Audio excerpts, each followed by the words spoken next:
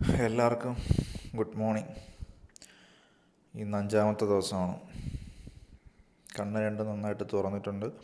നീര് വായുടെ രണ്ട് സൈഡിലോട്ട് ആയിട്ടുണ്ട്. അപ്പോൾ ഇതാണ് അഞ്ചാമത്തെ ദിവസത്തെ അപ്ഡേറ്റ്. അപ്പോൾ ഞാൻ ഈ കണ്ടിന്യൂസ് വീഡിയോ ചെയ്യണമെന്ന് പറഞ്ഞാൽ പൊതുവേ ഇപ്പം ഹെയർ ട്രാൻസ്പ്ലാന്റ് എല്ലാവർക്കും ഒരു പേടി സ്വപ്നമായിട്ടുള്ള ടൈമാണ്.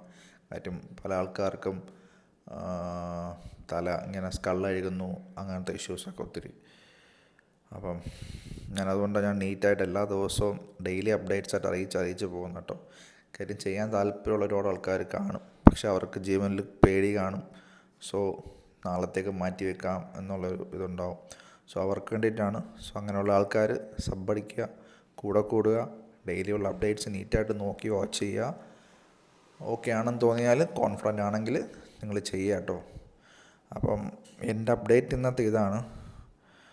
എനിക്ക് ഈ രണ്ട് സൈഡും ഈ ഡോർ ഏരിയയൊക്കെ അത്യാവശ്യം നല്ല ഉണങ്ങി. ഇപ്പം ക്ലീൻ ചെയ്യുമ്പോഴൊന്നും അങ്ങനെ പെയിനൊന്നുമില്ല.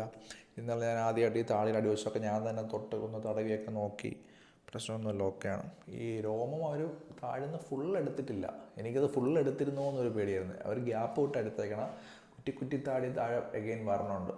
സോ അവരെടുത്ത ഒരു ചെറിയ ചെറിയ പാടുകളൊക്കെ ഉണ്ടെങ്കിൽ തന്നെയും അത് നമ്മുടെ രോമത്തിൽ തന്നെ മറഞ്ഞു പോവും.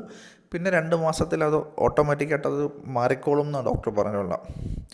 അപ്പോൾ ഇന്നത്തെ അപ്ഡേറ്റ് ഇതാണ്. ഇപ്പോൾ സമയം ഒരു 7:30 മണിയായിട്ടുണ്ട്.